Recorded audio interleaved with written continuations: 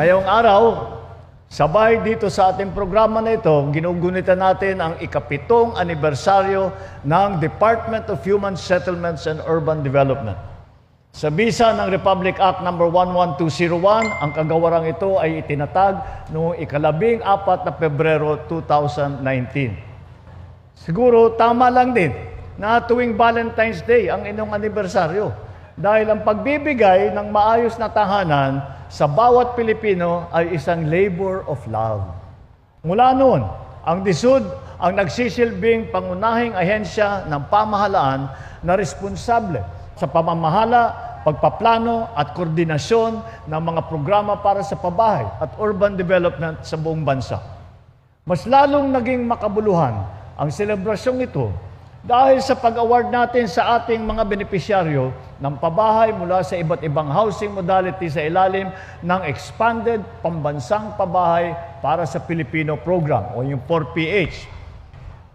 Natunghayan natin ang pagkakaloob ng mga symbolic key para sa mga benepisyaryo ng vertical at horizontal housing. Nagbibigay din tayo ng Certificate of Lot Award at cheque na magagamit ng mga pamilya para sa land at site development sa ilalim ng Enhanced Community Mortgage Program o yung tinatawag na ECMP. Iginawad naman natin ang Certificate of Entitlement para sa mga benepisyaryo ng Presidential Proclamation na dekada-dekada nang inaantay ang araw na ito. Ang mga tagumpay na ito ay bahagi ng ating masinsinang pagpapatupad ng programa ng pabahay.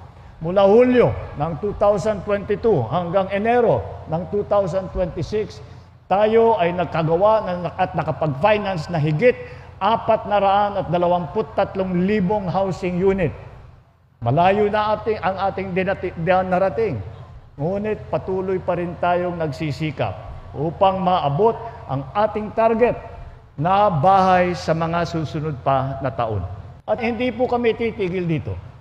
Ang pagbisita natin sa precast plant na ito ay isang hakbang patungo sa pagbuo ng mga tahanan sa ating bansa gamit ang makabagong teknolohiya. Dito po ay atin natunghayan ang isang napakahalagang proseso kung paano mas mapabilis ang produksyon ng mga housing unit. At layunin natin na ang bawat Pilipino ay magkaroon ng bahay na ligtas, na disente at abot kaya. Kaya akmang-akma ang tema ng anibersaryo ng DSUD ngayong taon, 7 years of continuing service, celebrating our people.